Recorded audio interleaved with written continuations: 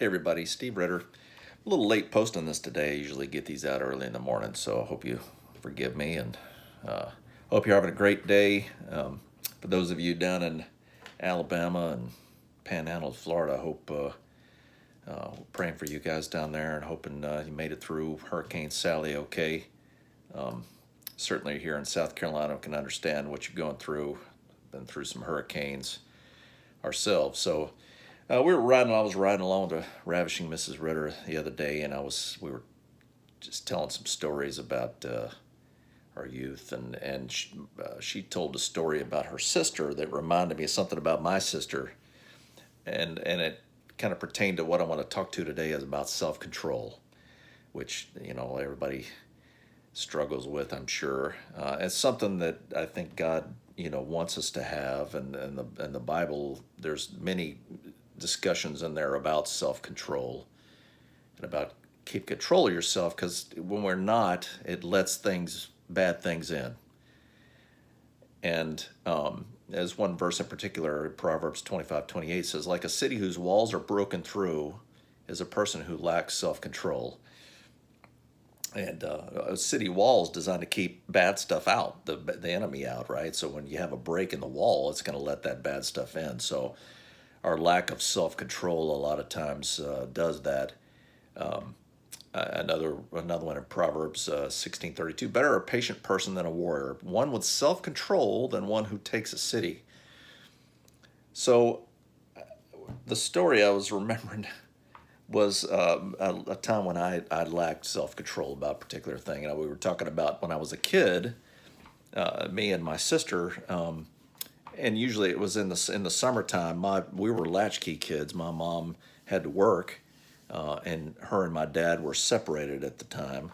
So mom would go to work, and there we were, and early '80s, South Carolina, out in the middle of out in the not out in the country, but we were in a suburb, kind of out on the outskirts of Columbia, South Carolina, and we were just kind of left our own devices, and that was the thing about summertime. A lot of my friends, they would go on vacations or they'd be gone or whatever, and me and Renee had little to nothing to do. But one of the things we would do,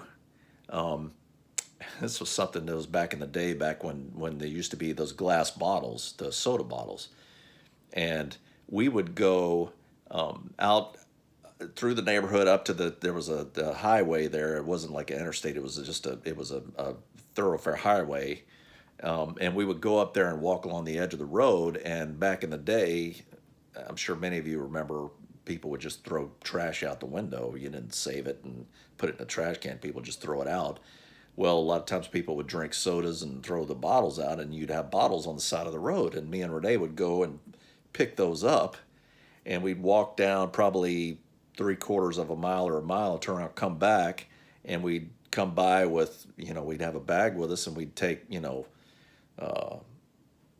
10 bottles in there or whatever, and get the deposit back. So you could take those glass bottles in and get the deposit back, and I forget how much it was. It couldn't have been, maybe it was a quarter a bottle, something like that. Some bottles were more, some were less, and we'd get some money. And there was a little convenience store there, and we'd buy, usually, a soda and a candy bar for $1.25 or something like that. So,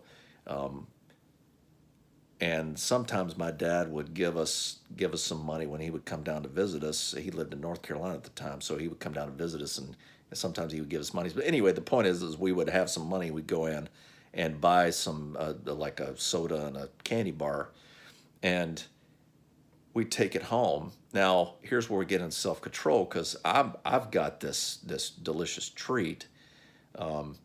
Usually it was a Three Musketeers bar. That's what I usually got. I forget what Renee used to get, what kind of candy bar, but Three Musketeer, I like those. And I couldn't wait. I mean, we'd walk home and I'd have that thing eaten before we got home. And or if I was able to, it wasn't long after I got home that the thing was gone, and the soda drank and gone, and that was it. And because I couldn't, it was great, and I had no self control. Renee, Renee had the uncanny ability to eat like one bite. It's like she was in a life raft in the middle of the ocean, and that was like her only sustenance for the rest of her, however long to live on. She would eat like one little bite, and then she'd hide it away, and it would drive me crazy. I'm like, why don't you just eat it? And well, I don't want to eat it. I get a little bit when I want some, and that's it. And she had that incredible self control that she could like not eat the whole thing there.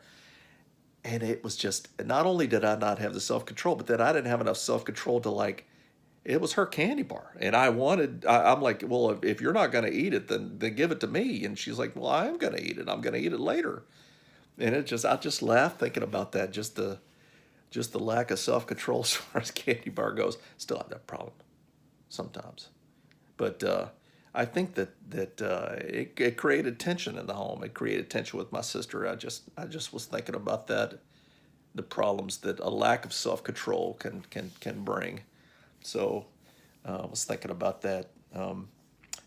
But those of you that now, I hope you enjoyed it. I was snickering thinking about that Snicker. See, Snickers. See, I can't help myself. I no self control with candy bars. Um, I hope you enjoyed this little reminiscing and this little talk. And I always like to, I don't know, God is like, the older I get, I don't know if it's wisdom. The more I can tie Him in a relationship with Him to real things in my life, or things that I've seen, or something, to just put it in a more realistic way. Does that make sense? You read the Bible, and they were men and women in the day. They're people like us, the hopes and dreams and life, and I think sometimes we forget that God's very real, and the older I get, the more real He is. And like the verse in Peter says that, I mean, God reveals Himself in nature and all around, and I think more so. So, those of you that have ordered prints, I've mailed out a big batch of 50 uh, on Saturday, the 19th, and then I've got the last batch. So all the prints will, if you've ordered them, will have been mailed out on Monday, the 21st. So be looking for those this week, and just let me know if you have any problems with them or anything else or concern. But hope you have a blessed day, and we'll see you next time. This is Colonel signing off. See ya.